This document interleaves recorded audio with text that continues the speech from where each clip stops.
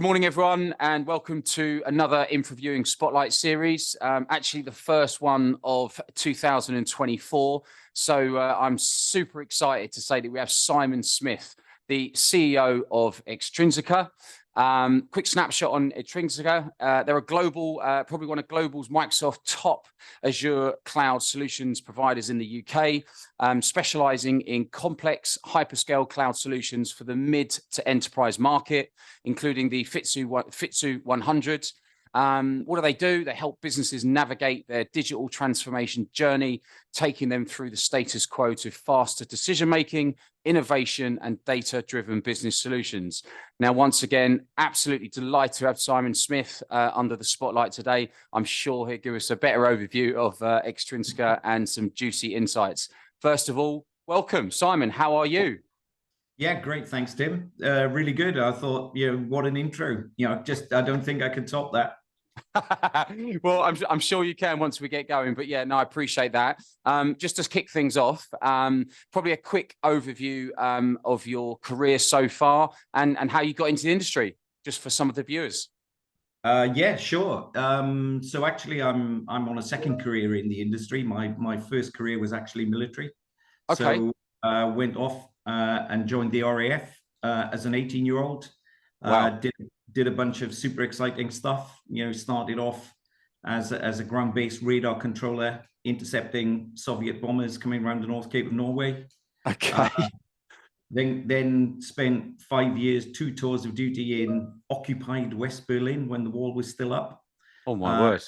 Did some interesting stuff there. Came back, went flying, did 1,000 hours military flying. Got promoted, became a senior officer, sat behind a desk. Did staff college and decided at the tender age of 38 that actually I was going to leave the Air Force and do something else. So I did an MBA and I worked for a big consultancy company. Didn't enjoy it very much. So I became the first company, which actually was just called Extrinsica Limited. Okay.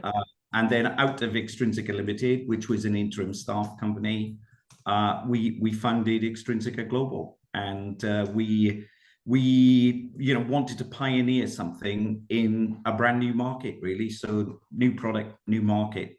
And we landed on what we all now recognize as cloud. But when we did it, no one had any idea of the notion of cloud, really. Yeah. No, absolutely. And look, what a transition. What was that sort of magic moment when you thought, right, I'm leaving the military, I'm going into IT? Well, I didn't actually. What I knew was that I probably wasn't going to stay in the military because the military wouldn't give me the command appointment that I wanted. Yep. And so if they weren't going to play ball with me, I kind of felt I was going to go and do something else. So the moment happened at a thing called Staff College, which is it's a 1-year residential hothouse course for senior officers who are going to become starred rank officers. And it's very challenging, very, very challenging indeed. But at the end of that, you expect to get the career posting that you want. And if I wasn't going to get it, then I wasn't going to stay. So it was quite a simple decision to make, really. Perfect. And what a decision, right? The time I've been working with you guys and hearing what's great about you guys in the market, everyone is saying exceptional things, in terms of what you've done, what you've achieved. And that probably leads me into one of my first questions around sort of tell me from a Extrinsica point of view, what's the core focus for the business currently? Yeah, well, our core focus is what it's been from day dot, really. We are here to deliver customer outcomes. Simple as that. Yep. Now, that gets enabled through technology, but our driving force is to actually partner with the companies that become our customers. Yep. And what we do is we've got the technologists, we've got the track record, we've got the experience. And what we really do is we spend all of our time trying to figure out what customers want to achieve and then enabling that. And quite simply, that is the focus for our business. So, we started off clearly in the kind of small business domain. That's, where where we started as a startup, and those were our customers. And what we've done over time is we've progressed into the mid-market, and now our focus is pretty much the enterprise space, actually. So doing big and complex projects for enterprise customers. Brilliant. I love it. And it's almost like, why move away from what you've always specialized in? Let's just empower that and continue to not only add a fantastic service, but look at, I suppose, the next best thing from a technology perspective without getting away from your core focus from a cloud Azure perspective, right? And, in terms of the customer base, I mean, it looks like you've gone from, you're sort of out of scale up, you're out of startup now, and now it's all about scale up, which, if you're going from small biz to mid to now enterprise client base, it's all about getting the right people to be able to go on that journey with you. And that's an interesting thing. You talk about partnering with your customers to understand sort of what their needs are before selling them a solution, so you can give the optimum ROI. Okay. And, what does the perfect client look like for you, whether that's size, vertical, or whatever, in your eyes? Well, I think in terms of vertical, we're quite agnostic. Okay. Although inevitably, as you say, when you're on that journey from startup to scale up, you do end up, landing in one or two verticals where you become known. But from our point of view, our focus is, as you say, it's delivering customer outcomes, but using Microsoft hyperscale cloud technology. Okay. So I think that the perfect customer is probably someone at the top end of mid-market, lower end of enterprise. So quite clearly, we're not yet doing solutions for companies like GlaxoSmithKline, for example. I mean, absolute, beer moths. Yeah. But that kind of bottom half of enterprise is the perfect space for us, really. We've got customers ranging from FTSE 100 companies to companies that are listed on other stock exchanges around the world. And I think that really what they do is they come to us because we try and stay at the absolute forefront of Microsoft cloud technology. So the sorts of people that we're looking for, will be people who are they have a demonstrable track record of working at the cutting edge of Microsoft hyperscale cloud technology. Perfect. I love it. And you talk about being at the forefront of the latest cutting edge technologies. I love it. And if you're not, you're kind of going to get lost in today's world. There are so many businesses that have transitioned from on-prem to the cloud. And actually what I've tended to see is some of the larger companies are now just, I suppose, being a little bit too split across too many areas, where actually what I'm seeing is the small to medium-sized businesses that are looking to scale up have stuck to what they started at doing it really well, and looking to enhance and empower that internally and externally. And I love it. It's all about being at the forefront of those latest cutting edge technology. That's what guys want as well. Guys and girls that want to join that business, they want to know that when they do become part of that journey, are they getting involved in exciting projects? Are they working with the latest cutting edge technologies? Are they able to help that business grow and develop? I absolutely love that. And, in terms of those challenges, right? What has yourself and the team and Extrinsica seen over the last few years, if you like? What are some of the biggest challenges you've had to overcome? Well, I think operating in a hyperscale world, everything is software defined. I think a lot of organizations see that as a challenge. Actually, we've seen it as a monumental opportunity. So, the sorts of things, the sorts of challenges that we've had to overcome is, how do you increase project throughput, for example, but still retain quality? So, our driving aim is to be able to deliver complex solutions more quickly, but more reliably, and also at the same time to do it more cost effectively. So I think our industry is at a pivot point at the minute. I think the analogy that I'd probably put out there is an analogy with the automotive industry. So what Henry Ford did was he understood that we were moving from one market to another market, from the market of horses to the market of cars. And what he really did was to innovate, obviously, as we all know, around the assembly line, and actually quite an efficient way of building vehicles, manufacturing. And I think really the place we're at as an industry of solution services, is that up until now, what we've been doing is we've been custom building cars. And actually, the bit that we're pioneering at the minute, which is super exciting for our engineers, is we are actually looking at how we can turn that into more of a lean manufacturing approach, just like the automotive industry has done over the last 100 years. So it's not just a question of being up to date with the latest Microsoft technologies, but it's actually using other technologies in conjunction with that to actually radically change the way that we actually do business. So that's very exciting as well. Brilliant. I love it. I mean, it's almost sort of looking at, I suppose, embracing new technology to complement what you guys specialize in at the moment. But looking at where other people may see as a challenge, and you can adopt, innovate, and then create the best possible solution off the back of that. So actually that challenge or potential weakness for others becomes a positive for you guys, and, yeah, I love absolutely. That's what we're looking to do. So obviously very much larger companies can spend a lot of money on buying a lot of people. As a smaller company, we can't spend a lot of money buying a huge number of people. Indeed, we don't want to, because actually that doesn't create a very efficient business model. It's very hard to scale that.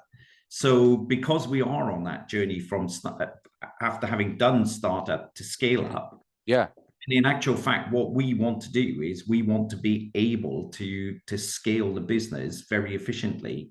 And the way that we do that is by harnessing really modern DevOps approaches to the delivery of fundamentally platform solutions to customers. And really, from our point of view, what we're doing is we're combining software engineers and DevOps engineers with infrastructure engineers to literally work hand in hand to actually change the business model, in effect. So yeah, I think that for us is a key focus area, but it's an area which I think is very exciting for the engineers that work in our business. Absolutely. And that's all we're hearing at the moment from a recruitment perspective, where, sort of 10 years ago, when everyone started talking about the cloud, and you saw a lot of customers moving from on-prem to the cloud and taking their customers on that journey. And it was either Azure or AWS or whatever. And actually now, over the last 5 years, we're starting to see people not move away from the cloud traditional technology, but looking at how they can innovate current staff solutions and their customers around AI, automation, DevOps, but not losing that Azure piece, bringing it and integrating it together to create that optimum solution. And I love it. I mean, having sort of spoken to you, and the team about, the being at the forefront of the latest cutting edge technologies, empowering your staff to upskill and train and develop. That's what makes you guys so exciting. It's not just, what you guys are doing now, but looking at the future and being ahead of the game. And I think that's so important in, let's face it, a very competitive MSP solution provider space, right? If you're not constantly looking at, what's the next best thing without completely changing what's got us to where we are today, but enhancing that by integrating new technologies that complement what we've done and has proven successful. I love it. No, cool. Okay. One of the questions that I always like to ask, what are your core USPs in the market? Well, I think we have several, actually. And I think probably, the most notable is the fact that we were actually appointed by Microsoft as one of the first 25 Azure cloud solution providers in the world, actually. Brilliant. So, we've been doing this comparatively quite a long time compared to the competition. I think the other thing that was notable was that we became Microsoft's first pure play Azure partner in the UK back in 2017. So, you know, we've been doing this quite some time now. We've been working very closely with Microsoft. We have a great relationship with Microsoft. We did some development work in the early days with Microsoft around some of the things that are you know, standard features of Azure. So I think there are a lot of our competition that can talk the talk, but when it comes to walking the walk, not so great. I think we're very confident that we can do both. We can certainly guide customers in the right direction, but if they trust us to actually deliver for them, then we're confident that we have the skills and the experience and the knowledge to actually be able to deliver things. And I think our kind of track record with our existing customers, you know, speaks volumes in that regard. So I think that's an important thing, you know, to be able to say that, you know, we really are quite experienced in this area of the marketplace. I think the second thing is that actually we have an end-to-end business model, okay. And not all of the competition does. So we can sit down and in the first instance, we can do consultancy work with customers. If that's what they want to do, we can figure out what their strategic technology roadmap needs to look like. And then we have the ability to actually implement those solutions like a system integrator would. But then we also have the ability to run, manage, and support the solutions that we implement if that's what the customer would like us to do, or indeed do it in conjunction with our customers' tech teams. So really and truly, what we can do is, with our business model, we can step in and engage with the customer at pretty much any part of the customer journey, whether it's, I don't really know what to do, or yep, I know what I want to do, can you come and implement it for us? Or I've got something implemented, but I think it probably needs to be put right and then run, managed, and support on our behalf. We can do any of that. And then finally, the other USP for us is the degree to which we've actually, over the last few years, adopted and embraced and indeed refined DevOps practice that enables us actually to apply automation to nearly everything that we do, which means that we can genuinely deploy things faster, better, but also cheaper than the competition. So I think those probably would be the three things that differentiate us from the crowd. Brilliant. And look, absolutely awesome. I'm glad you mentioned the first one as well, being one of the first in the world, because I was going to try and bring that into my intro, but I thought it'd be a bit too long when I rehearsed it. Yeah. And you know what? One of the, look, as a recruiter, right, we can we like to do our research, and before I started to engage with you guys, yeah, I saw that stand out on your website straight away. My first conversation with Tom, the COO, and yeah, just hearing about what you guys have achieved in such a short period of time. Really, if you think about it, you know, there's other sort of larger, bigger businesses that have potentially think they've been doing it longer, but you guys have been doing it from day dot, you know, and you've stuck to what you've stuck to what you know, what you specialize in. You've enhanced and empowered that, and I love it. You know, those USPs for me, you know, really stand out because they're factual achievements wrapped around with a USP, opposed to we do this, we do that, which you kind of hear day in and day out, right? You know, it's proven experience and achievements. And that is what people want to hear. That is what in today's world, you know, creates the best possible end-to-end solution. You talked about, you know, a proven track record. Okay. So important, right? We live in an incestuous world, certainly within the MSP solution provider space. Everyone kind of knows everyone, either directly or indirectly. So that service at all times needs to be at the highest possible standard. And every time your name pops up as a company, all I hear is great things. You know, honestly, I mean, every single candidate I've ever put in front of you guys, whether they've got the job or not, have come away with that wow factor, you know, in terms of people, culture, their experience, how things have been dealt with. And that for me is what I think, you know, stands out in today's world. That's how you separate yourself from the run-of-the-mill solution provider, right? And you talk about track record and trust. Well, if you haven't got a track record, how does that initial trust start to build, right? Sure. And I think it's about continuing that, and that comes with service people, and, you know, I suppose a bit of passion as well for what we do, right? If we don't love what we do in the area we work in, how are we able to give it our all? Perfect. Okay, let's spin things on its head slightly in terms of technology. What do you think will most disrupt, you know, the market in the next 12 months, if any? Well, I think, you know, I mean, you'd have to be living in a cave, wouldn't you? Not to actually cite AI. You know, I mean, it quite clearly is going to be a disruptive technology. Yeah. You know, we're already seeing it, you know, in our business, where we're already using it at a variety of levels within the business.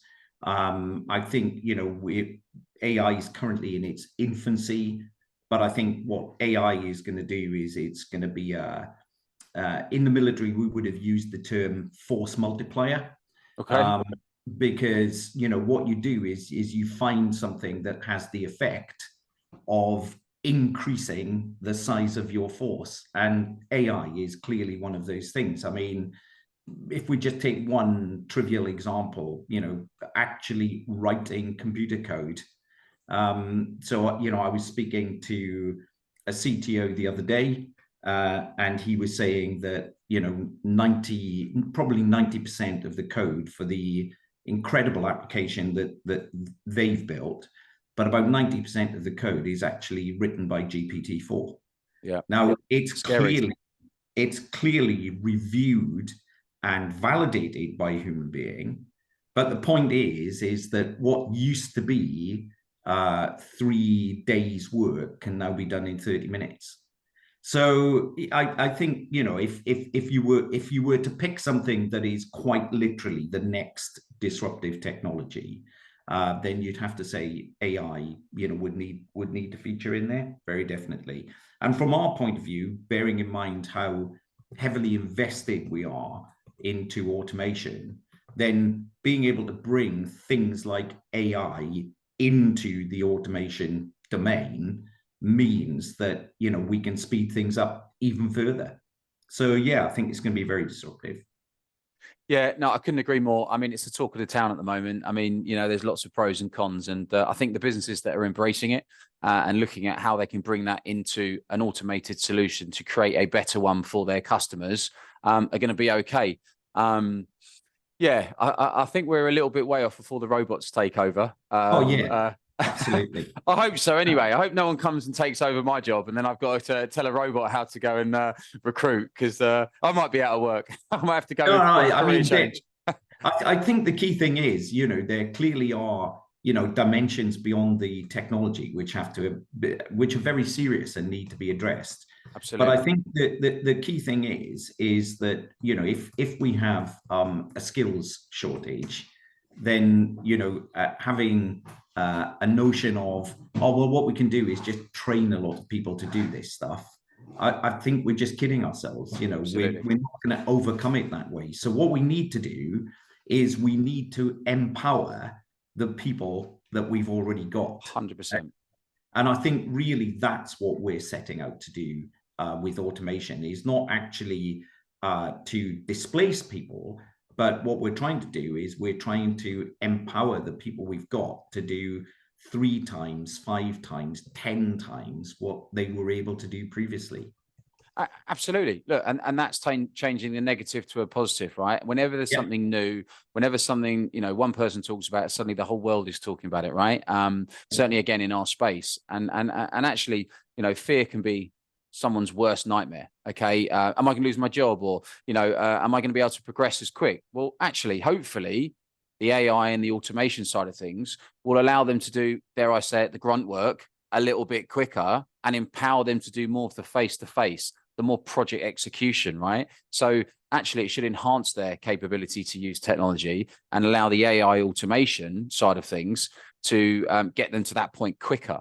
So again, like you said, it's about embracing it, right? And empowering it within your staff without making it, you're now doing this and you're losing that. Well, no, you're actually going to be able to do this quicker to allow you to do more of the stuff you like. Well, absolutely. And I think from our point of view, the engineers, of the future will largely be innovators rather than, having to spend lots of time, as you say, doing fairly repetitive and tedious grunt work. Yeah. And that's certainly where we're placing the emphasis in our business, is that we want people clearly with really great technical skills, but we want them to be innovators. I mean, we are very deliberately trying to take some lessons from my experience in the military and bring them to Extrinsica Global. We are unashamedly trying to build an elite team. Yeah. Just like we used to build elite, or I used to build elite teams in the military. Absolutely. No, I love it. Okay. Cool. So let's talk a little bit about the culture. I think I touched on earlier that, yeah, every time I deal with someone at Extrinsica, every time I have a candidate dealing with someone at Extrinsica, all they say is great things. How do you build, that perfect culture, or a productive culture, or a fun culture, or whatever? How do you guys empower that? How do you guys get a great culture and a nice place to work?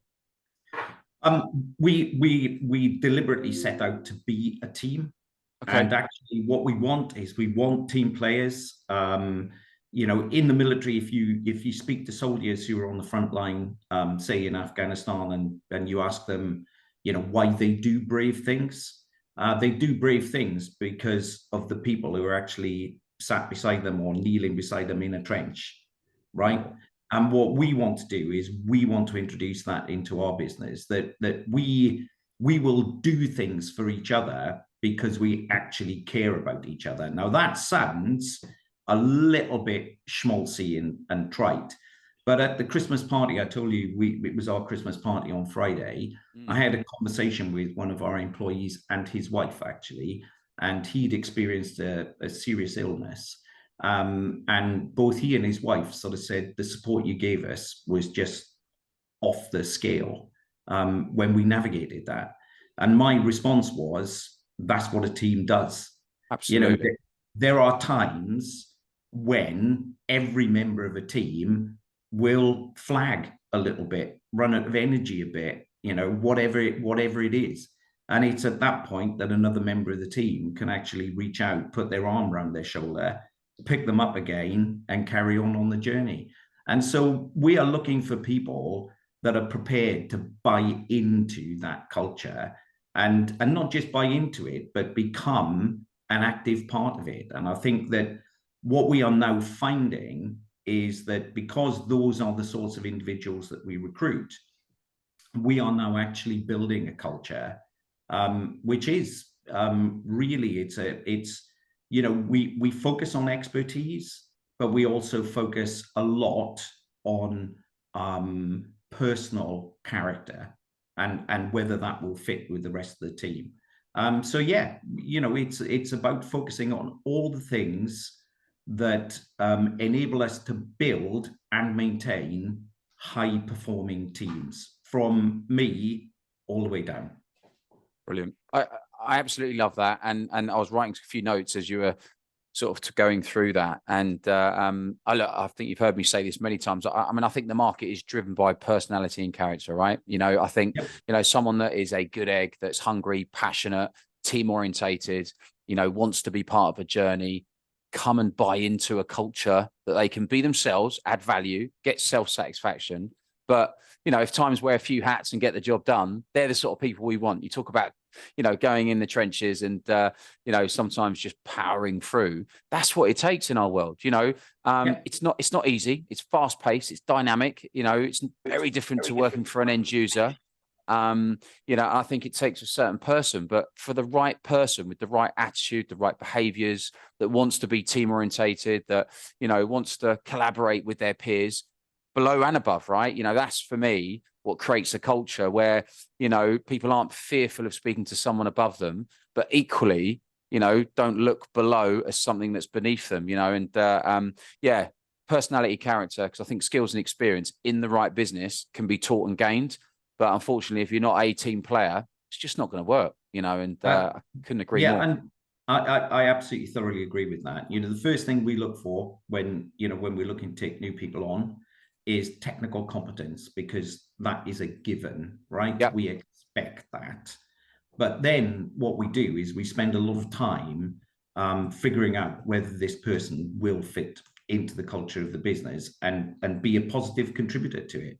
Yep. So that facet of someone is every bit as important as their technical competence. Perfect. Some great insights there. And I suppose what I want to now do, Simon, is to bring it a little bit back to yourself. Let's kick things off with, what's your biggest career success to date? quite an open question, buddy. Yeah. I'm not sure actually what my biggest success is, but I guess it would probably be actually conceiving of Extrinsica Global, and then actually making it happen. Yeah. I think that probably would rate as the biggest success I've had. It's a huge undertaking to move something from an idea, as you will know because you've done it yourself. But to take something from an idea and then actually make it real. And as you said earlier on, actually, how do you sell anything if you have no track record? How do you do that? So yeah, that probably would be my biggest success, is actually kicking it off from a standing start and turning it into a success. Absolutely. Look, and what a success story, right? Sitting there now as one of Microsoft's top leaders. So yeah, I absolutely love that. And I love what you said there. Sort of starting from scratch. It's not easy, is it? Let's face it. There's a lot of nerves, a lot of fear, but I think when you're that passionate about something, and you make that decision, I think that's success itself. Making a decision to do something. I think the reward is when you get to the end. And I think there's always multiple ends, because you get to a certain point out of startup into scale up, and now we're on that new journey. So which will create more success stories. And it's definitely a journey, and a fun one with lots of opportunity within. So no, I love that. Blood, sweat, and tears. Yeah, no, absolutely. But I think when we make that decision, and you're confident and you're passionate, I'd like to look, InfraView. You kindly said that, we've done that, and we're going through our own next journey now and looking to scale up, and we put all the foundations in place to sort of double, triple in size again. But, we had that sort of, I suppose, 10 years before, albeit working for someone else. So when we started InfraView, we had that track record, we had that trust, we had those clients. And I don't want to say it was easy, but, we found ourselves in the first year just sort of being two consultants doing what we've always done, delivering, cloud and IT infrastructure technology consultants into the channel. And it was only when we started to hire people and build the foundation to scale up is when we started to go, this is hard, but super enjoyable. Cool. Yeah. Okay. So in terms of how do you handle the changing demands of tech, as a business? You touched on AI, automation, DevOps, and how you guys have advanced and looked to integrate that into that Azure cloud piece. But yeah, how do you guys, or as a business, how do you handle the changing demands of technology? Well, to be honest, I think it's down to the people we recruit. Just to bring it back to that again, because the thing is like I said, what we're trying to do is we're trying to unashamedly build an elite team. And so, what you do in an elite team is you tend to recruit innovators, and innovators are never going to be happy with the status quo. And so what we do as a business is we embrace change. I mean, change for us is as important as oxygen, really. I mean, we absolutely embrace it as part of our DNA, and without it, we'd probably all start getting very stale. Yeah. So what we do is it's very much driven by everyone in the business. We recognize that if we are going to stay ahead of the competition, then we need to contemplate change as just a constant. It's not, you know, it will be variable, obviously, but change is a constant. And we embrace that fact, and we gain energy from it, actually. So people enjoy seeing what the latest developments are, and then figuring out how we can actually make use of the latest technological developments to actually advance the things that are important to us. So yeah, we love it. We'd all get very fed up if we didn't have change. Absolutely. No, I love it. And yeah, embracing change, I think is so important. If I'm honest, I think it's important inside work and outside of work, right? You know, in anything, sport, relationships, business. I think anything that we do and we're passionate about, if we're not prepared to be ready for change and more importantly, embrace it, like you said, we can become very complacent. I often sit here and say to a lot of my staff, you know, when you work in the same market, in the same area for the same sort of clients, albeit with a slightly different edge or a slightly different proposition, you can get complacent. Okay. And if you get complacent, there's only one way. You stand still and then unfortunately go backwards, get overtaken, beaten by the competition. So I try and often empower change within my business, within my life, you know, within my relationship, you know, etc. Because, you know, the moment we're there and ready and make change part of the norm, part of the makeup, and realize that it will keep popping up. Sometimes when we're not ready, you know, dare I say it, COVID, you know, a few years ago, you know, I think we all had to adopt and change and embrace that and look to how we can empower our business, but also help and support our loved ones and staff, right? And I think, you know, if there was the biggest opportunity to embrace change, I don't know what else is in my personal lifestyle, right? And I think, you know, that has given people the opportunity to bring that into their working life, you know, from a business perspective to, like you say, embrace it. I think it's so important. No, I absolutely love that. And unfortunately, people that are fearful of change and don't embrace it, they will stand still and get overtaken. So yeah, it's lovely to hear you guys are all embracing and empowering that throughout the business. So cool. Okay, a little bit off topic, you know, in terms of Extrinsica, but what advice do you have for others looking to get into technology, you know, or an MSP solution by the world? Yeah, well, I think you know, an MSP in particular is a multifaceted organization, right? You know, we need people in lots of different disciplines. So you know, I guess the kind of, you know, the pillars of our business are that we rely on salespeople. But again, we're not just after any salespeople. We need solution selling people. Yeah. We need people who understand consultative selling, for example. We have project managers in our business because the glue between the salespeople and the people who are actually going to define and deploy solutions for customers is generally speaking a project manager who actually has the whole thing under control and organized and is accountable for getting stuff delivered. We've got lots of different disciplines within engineering. So we have cloud solution architects. Their role is principally to engage with customers and to understand what the technology solution is that will deliver the outcome the customer wants.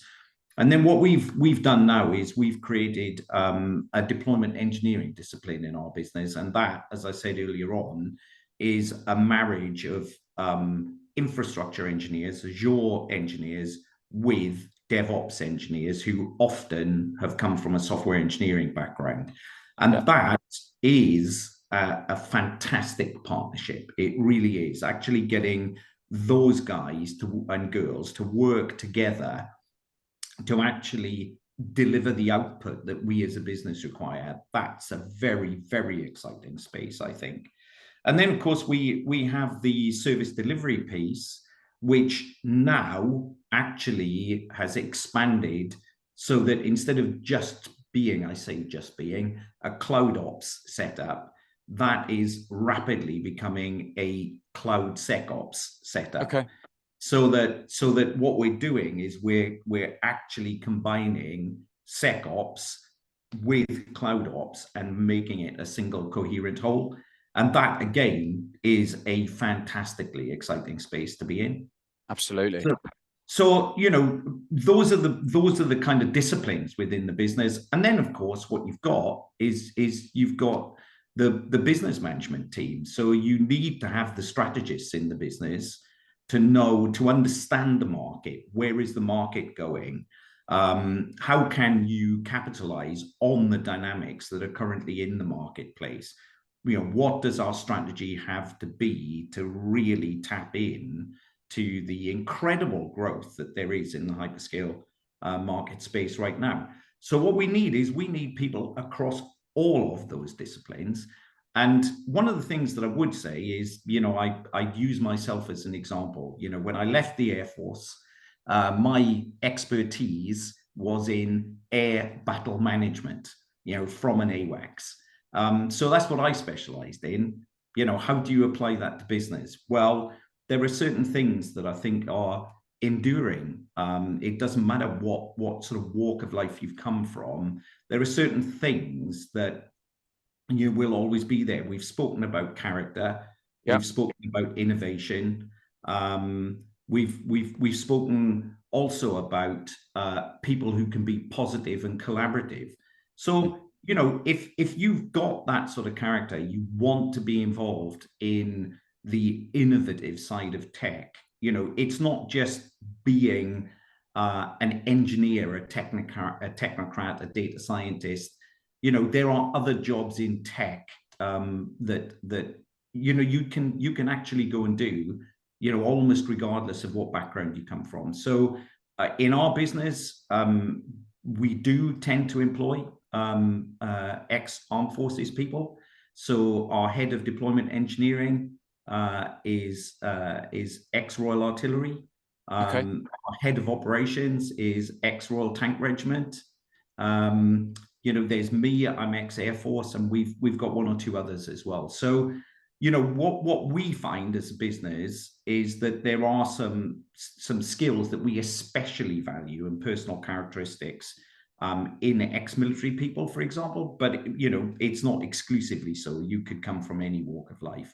And if you can bring that to the party, then we absolutely will be interested. Brilliant. I love it. And look, I was writing some notes there as you were talking. And first of all, what really stood out, the ex-military, ex-forces, etc. I mean, yeah, I'm sure you guys can strategize, plan and execute very well with that type of background. And look, let's face it, when people are looking to make that move or enter the MSP world for the first time, people want to know that the board have the right strategy, have the right vision, are able to execute on that. Otherwise, you just find people meandering and not really having a purpose, right? They want to know what the why is, and they want to be part of that. They want to see how they can influence and make a difference. And yeah, I loved how you touched on the different positions, because I wrote a note earlier where you guys provide that end-to-end solution, and you can't do that without the strategists at the top. And then what I call the full project life cycle is kind of like head of project program management, pre-sales solution architecture, consultancy engineering, and that whole sort of tech managed service piece.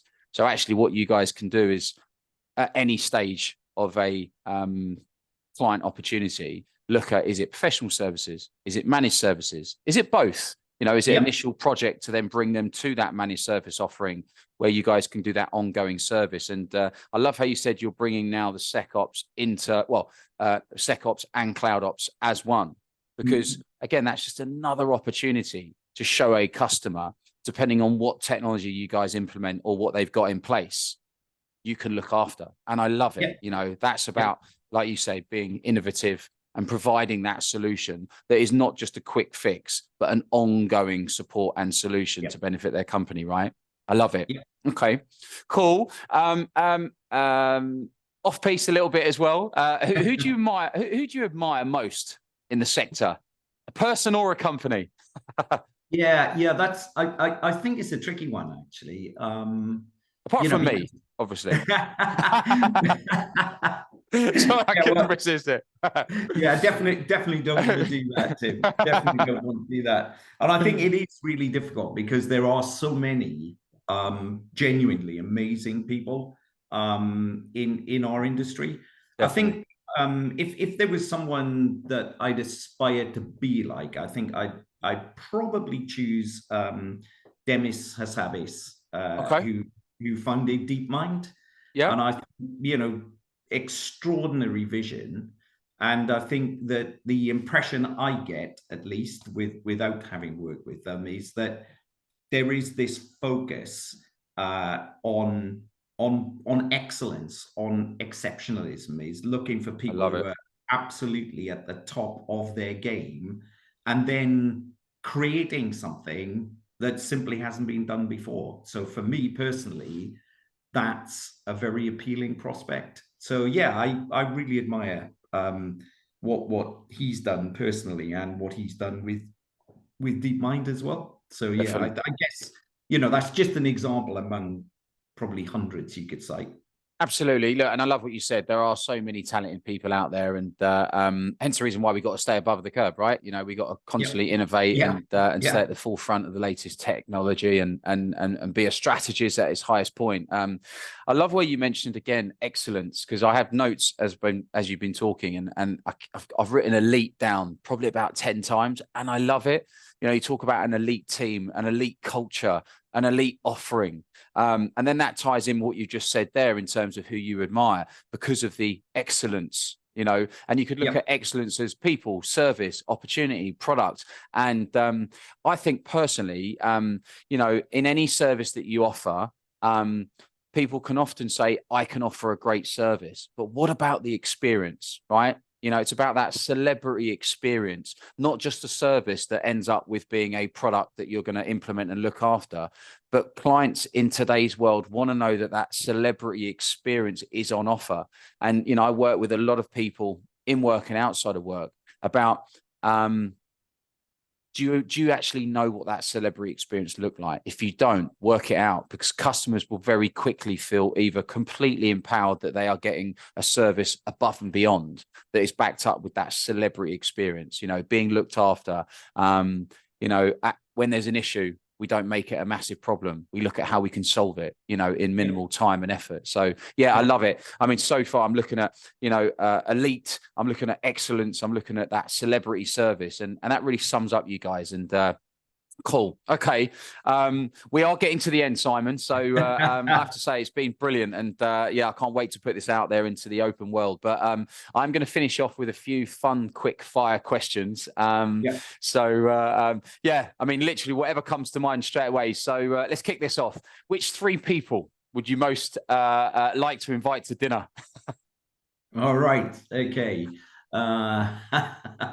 Well, actually, interesting enough, if it were physically possible, what I'd love to do is I'd love to have dinner with Henry Ford, actually. And okay. I would love to understand some of the challenges that he had to overcome to establish the automotive industry, because I genuinely believe that we're at an inflection point in our industry where we can do the same thing if we have the right minds actually applied to the problem. Who else would I have? Well, it's going to sound a bit trite actually, but one of the first people that comes to mind is, and everyone's going to groan when I say this, but genuinely, actually, Satya Nadella. Okay. I think that he is. I've been fortunate enough to listen to him live a few times. And he is, quite clearly one of the most gifted business leaders of our generation. And I think for me personally, there would be an incredible amount that I could actually learn from him, I think. Third one, right. The third one that I'd like to invite is a guy actually called Admiral William McRaven. You can look that up on Google if you like. I will, because I don't know. he gave a valedictory speech. So he's an ex-US Navy SEAL, so very much being involved with elite teams his whole career, and he gave a speech at an Ivy League university, which started with, "If you want to change the world, start by making your bed. And it is an absolutely, for me, it's an inspirational speech because it encapsulates everything that we try to make work inside our business. And it is taking care of the small stuff and doing it absolutely outstandingly without fail enables you to actually really achieve the really, really big stuff. So I think, I find him a pretty inspirational person. So I think that would be that would be a really brilliant evening, I think, chatting to him and getting some insight from him. Yeah, absolutely. Be looking up all three of those. But yeah, certainly the last one, making your own bed. Love it. I have a similar theory where keep your side of the street tidy and the rest of the day will be clean. So yeah, but that's another story for another day. Why I live by that. Cool. Right. Okay. I think I know the answer to this one. Microsoft or Apple? Well, I'm going to say Microsoft, right? Yeah, we absolutely. built a whole business around Microsoft, so I'd have to say that. I'd be worried if it wasn't that one. Football or rugby? Oh, rugby, without question. You can tell from my accent. Absolutely. I'm with you on that way. The whole God. Unfortunately, I have to watch Man U play on my telly at home when they do, because both of my sons are Man U supporters, and now my wife has become a Man U supporter. But yeah, it's the wrong shape ball for me. I'm rugby through and through. So perfect. Degree or apprenticeship? Depends. Tough one. Horses for courses. We need graduates and we need apprentices as well, desperately. Like it. Good. Okay. One thing, whether that be a personal passion or a hobby that most wouldn't know you have. Oh, everyone's watching this as well. I love mountaineering. Probably. Okay. That's evidenced by some of the images that we use in the company. There's a lot of really big Himalayan mountains in there, but yeah, passionate mountaineer. Brilliant. Perfect. Favorite technology over the last 20 years, work or home? That is a really tough one. Electric cars, I think. Oh, wow. Yeah. Yeah, big fan of electric cars. Have you already gone up? Have you already moved to electric? Yeah. So I drive a Tesla. Yeah, and it's just a fantastic bit of kit. Really love it. Cool. Worst bit of technology over the last 10 years? Ooh, not quite sure really. Worst bit of technology. I have absolutely no idea. No worries. It's one of those ones. Someone asked me that the other day, and I was having a bad day, and I said a mobile phone, but actually I wouldn't be able to live without it. I think because unfortunately it's brilliant, but also it just very hard to shut down and stop working. But cool. That is true. But I can also say try operating in a world without mobile telephones. It's exactly. Really hard going. No, we're being all sorts of bother. Okay, best thing about working in the channel in one sentence. Getting to work with some fantastic people, quite honestly. Yeah, brilliant. Simple as. There are some stunningly talented people in our industry. Absolutely. And working with them really inspires me on a daily basis. I love that. I love that. Motto you live by. So, I think motto I live by would be, it's almost efficiency is everything, really. I try to be as efficient as I can possibly be in everything I do on a daily basis. And I think the other thing, there is a second one. I know I'm not allowed a second one, but the second one would be honesty is the best policy, really. Definitely. In absolutely everything we do. And you know what? Your second one, right? I can't agree more. And I'm glad that you gave that, because quite often when I'm interviewing people for interview, they ask me, what do I look for in someone? And I look for honesty, not just towards me, but towards yourself. I think in today's world, if you're not honest with yourself, you're just setting yourself up for a fall, right? It's when you commit to something, go for it. You know, you may fail and that's fine. You're going to learn from that and you're going to empower yourself to be able to handle the difficult times that are thrown at us constantly, certainly in the MSP world and life. But yeah, honesty is key. And I couldn't agree more with that. I think honesty builds trust. Dishonesty, there is lack of trust and therefore things fall apart. Perfect. Last question. One thing you would like to have known when you began your career? In IT, not the military. Well, I was going to say, yeah, in the military, the thing you get to understand is that your weapon will be made by the lowest bidder. Yeah. I wish I'd known at the outset. I think the thing, I saw a little video clip the other day by an entrepreneur, and he said, whatever you anticipate doing, it will take much longer than you think it will. It will cost more than you think it will. And there will be more adversity to overcome than you think there will. And I think that was absolutely true. Absolutely true. If I'd known that at the beginning, I don't think it would have put me off, but I probably would have been better prepared. Would have had less sleepless nights.